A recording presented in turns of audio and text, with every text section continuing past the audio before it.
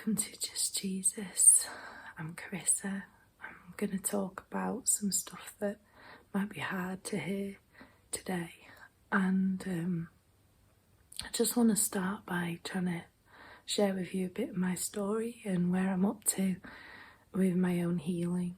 There's a video that I've done on here where I draw a little house. Oh my goodness, my voice is going. I'm trying to whisper because the kids are in bed. Anyway, I've got a voice on this Just Jesus, this Charissa Cook page of a little house where I sort of explain what it was like for me as a teenager. And it's like I had a house that boys were like destroying and men broke into. So basically, as a teenager, I was abused from the age of 12 by boys at school, and then it just led to a series of very abusive relationships and being groomed and being raped by 6 different men in total. One of them was 17, the rest were men. And I think when I became Christian, before I became a Christian, I'd kind of just left my life. I'd kind of just checked out. I'd tried to kill myself lots of times, and I'd given up on my life because it was just too horrible to live in anymore. And I'd kind of realised that I wasn't dead because Jesus must have kept me alive. God, I believed that there was a God, I just didn't know him properly. And I thought, God hasn't let me die. And I guess it was like that picture at the end of my little video, the TikTok one where I draw the house. I'm just sat at the side of this house. I'm on drugs and self-harming and trying to commit suicide, and nothing's really working, but I just can't bear to be in my own life anymore. And it's at that point where Jesus rescued me. And it's at that point where I built a new life with Jesus, and he took me away from the trauma and the pain, and it's like I almost just left that life behind and built a new one, except I kind of built the new one with Jesus and my family and everything next door to the old one. So I'm going to do a drawing of all this because it kind of makes sense if you can see it the way I see it in my head. But living next door to this old life, where this old life, like, because all of these men and these boys and all the stuff that happened, they partnered with demonic spirits. So actually that old part of me, my soul where I'd fragmented and disassociated myself, it was full of demons that would give me nightmares and really bad flashbacks and like crazy thoughts, and really like I struggled with my mental health even in my new life as a Christian. And so it was like I needed Jesus to come rescue me, like get all the demons out. And he did, and about probably 4 years ago now, I had like a sort of 8-month long time of prayer where I would go like once a month or twice a month and see some friends down in Reddish, and we would pray and they would pray, and they had like this ministry called Restoration Centre, and they'd pray, and I got delivered. So all those demons, when they left that house, I felt completely different. I didn't have nightmares anymore. I felt totally free. And I felt like that for a long time, until about probably just before lockdown or just as lockdown hit, and I started to do little videos for other women, and I kept getting a picture of me and Jesus like sat together in a house, like in a room, and it was like we were sat on boxes and Jesus was so excited. His face was like lit with like smiling, and it was like there was this new, yes, we get to do this together, and we're together, Charissa, look how exciting this is. And it was like we had this new little house together. Like, we just moved in together, just the best of friends, like, we're gonna make this epic. And I was just like, okay, yeah, this is great. And I kind of had that picture, and then I realised that I asked Jesus where that was, where that room was. And actually, it was in the house that I left. And it was in the rooms that I left in my old house. All those rooms that were desolate, that the enemy had been kicked out of.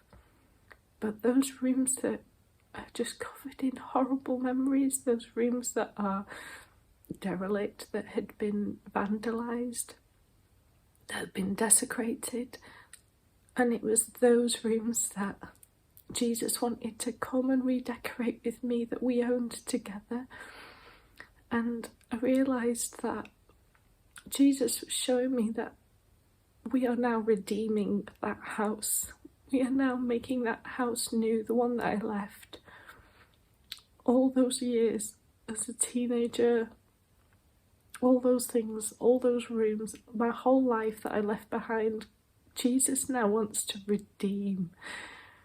He set me free from it. He built me a new house. But it's like now, me and him, because he owns it with me. And one of the things that Jesus showed me, because I was always a bit like, but it happened to me, God, it didn't happen to you. I know you were there and I receive your love in that place. But like, you don't really know because you were a man and none of that actually happened to you. And Jesus just said to me, you know, like when he says to the disciples, whenever you go and visit someone in prison, you are visiting me. Whenever you clothe someone, you are clothing me. Whenever you give someone food, you are giving me food. So every time you refuse to do those things, you refuse to do it to me. And he just reminded me that I was God's. Before time began, I was predestined in God as his child. I've never stopped being his child. I was always his child. He knit me together in my mother's womb. He was part of me. And so those things that were done to me were done to him. That's what Jesus told me. And he understands that pain. And he just wants to redecorate with me. And he smiled at me and he said, you get to choose the colours. And I was just like, I've been in this place where I've been so like upset and like almost angry, like I don't want this house, I don't want to redecorate, I don't want to choose the rooms. But God is just saying to me over and over again that there was a purpose and there was a plan for those rooms. You see, it says in the Bible that God knows the plans he has for you. They are plans to prosper you, not to harm you, to give you a hope and a future. So all the things that happened to you, they were not part of the plan. Every age that you were when those things happened to you, they were not part of God's plan. God had a different plan all along. There was a different plan. And that is what God wants to go back into those rooms, into those memories, into the ages that you were, and he wants to redeem it. He wants to bring back his plan, his decoration in that room, but you get to choose that decoration with Jesus. So I just want to encourage you today to just let Jesus in.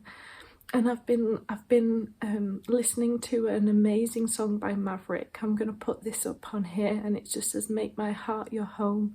And it just says, come on in, take a seat. I've made room for you and me. Never leave. Stay with me. And I sing that to Jesus with so many tears because it hurts. But then I hear Jesus singing it back to me. He's like, this is our thing, and we're sat together in this mess, in this home that I abandoned, that I wasn't strong enough to live in. You know, Jesus cleared it all out. He kicked those demons out, and now it's time to redeem that house, to redecorate, to cleanse everything. Even the floorboards that were stained, they are going to get sanded back and they're going to shine beautifully. So I just want to encourage you to listen. And I know that if you haven't been abused or been through trauma, then this probably won't make sense. But if you have, then please just listen to this song and just allow Jesus into those places. Make room for him. Just invite him, and he's never going to leave. And he wants to invite you as well. Where you feel scared to go in, he's like, this is ours together. This happened to me as well. That's what Jesus is saying. So I just want you to just be encouraged, listen to that song and just let Jesus touch your heart today. Thanks for listening. If you want to watch any more videos like this one, then please just subscribe or follow us.